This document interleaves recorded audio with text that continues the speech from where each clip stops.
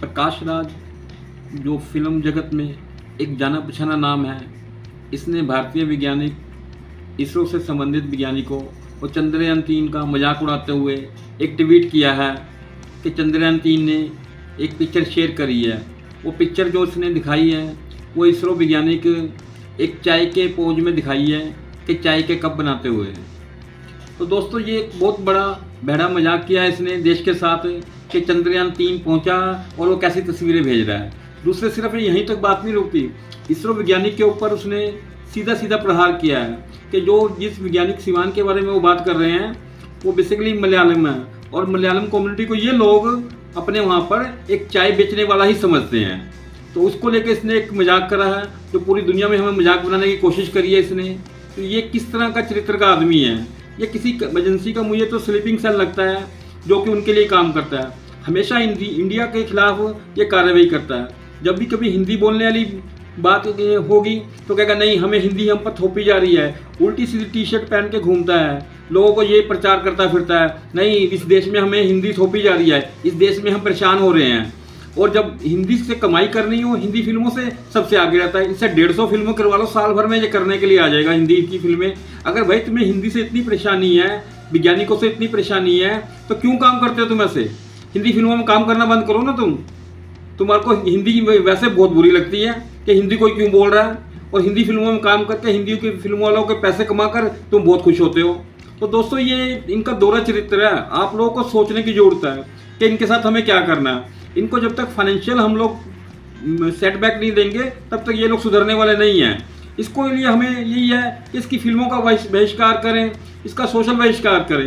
एक गद्दार इस तरह का आदमी है कि जिस थाली में खा रहा है उसी में छेक करने की कोशिश कर रहा है। ये हमेशा देश के खिलाफ ये बयान देता है उल्टे सीधे।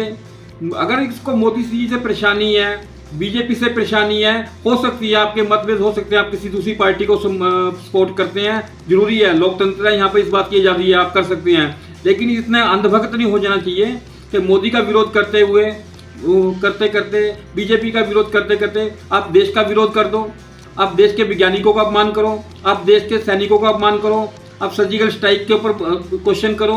आपको ये राइट कौन दे रहा है? किस दम पर आप कर रहे हो ये सारा कुछ? किस एजेंसी के लिए काम कर रहे हो? पाकिस्तान के लिए काम कर रहे हो या किसी बाहर की किसी और एजेंसी के लिए आप काम कर रहे हो? जो देश की खुशहाली के साथ आप लोग खुश नहीं हो रहे। सब कुछ इस देश ने आपको दिया, सिर माथे पे बैठा के रखा है, लेकिन आपको हजम नहीं हो रहा है सारा कुछ। तो दोस्तों, इन्होंने एक ट्वीट करके पूरे ट्विटर पर ही आग लगा दी एक किस्म से। सुबह से वहाँ पर ट्रेंड चलने शुरू हो गए हैं, प्रकाश राज गद्दार है।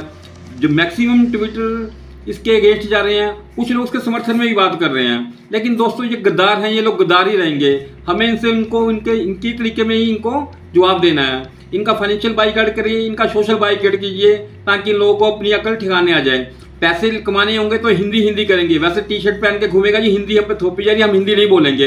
नहीं बोलनी तो मत बोलो, कौन जबरदस्ती बुला रहा है? पैसे मत करो ना हिंदी फिल्मों में काम करो, अपनी कन्नड़ मलयालम जो भी भाषा में काम करना करो ना, वहाँ की उसमें कमाओ वहाँ से। यहाँ के भीख मांगने आते हो हिंदी वालों से तुम लोग हैं? हिंदी से तुम्हें इतनी नफरत है? वैज्ञानिक का अपमान करने का राइट तुम्हें किसने दे दिया? अरे ये वो वैज्ञानिक है इसरो के जिन्होंने बैलगाड़ी से शुरू किया था। आज दुनिया की नंबर 1 एजेंसी बनने जा रहे हैं ये लोग। बहुत कम पैसों में काम करते हैं, तुम्हारी तरह लालची टट्टू नहीं है ये लोग। हमारे वैज्ञानिकों का मजाक कर रहे हो।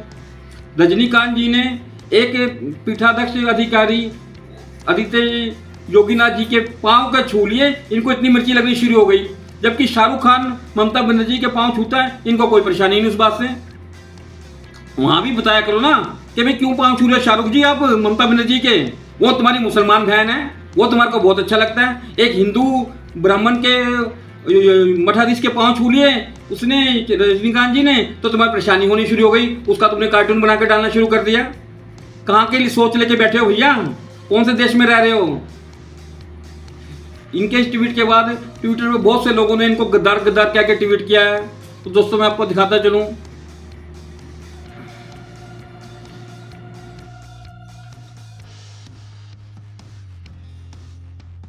ये रागिनी जी हैं जो इनको कह रही है इनको शर्म आनी चाहिए इनको।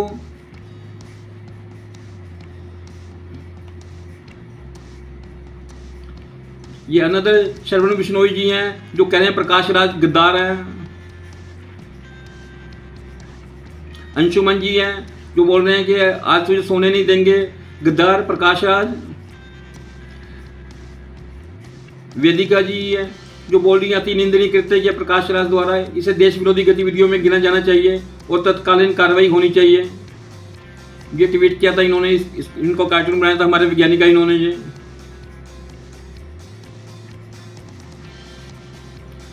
शशि जी लिख रहे हैं इन सब ने अपनी आंखों पर बिठाया था इन्हें गंदा कानून है। प्रकाश राज। कुणाल पटेल जी लिख रहे हैं जोकर के लिए सभी राष्ट्रवादी लिखे, प्रकाश राज गद्दार है।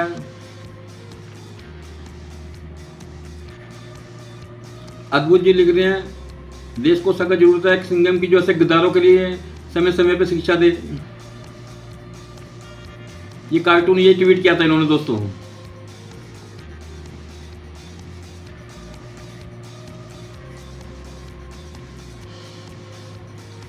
शरवण बिश्नोई जी किसान है, ये लिख रहे हैं कि note justice just the Prakash Raj at the वामपंथी गद्दार।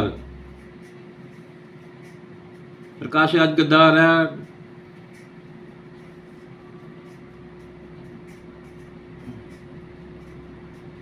प्रकाश राज गद्दार है। अर्पिता जी भी लिख रही है प्रकाश राज गद्दार है। रमनीत सोलंकी। इस तरह दोस्तों बहुत से लोगों ने इनको गद्दार गद्दार कहा, पर ये इनका गद्दार कहने से सिर्फ बात नहीं बनेगी, आप लोग इनका सोशल बाइकआउट कीजिए तभी इन लोगों को अक्ल आएगी।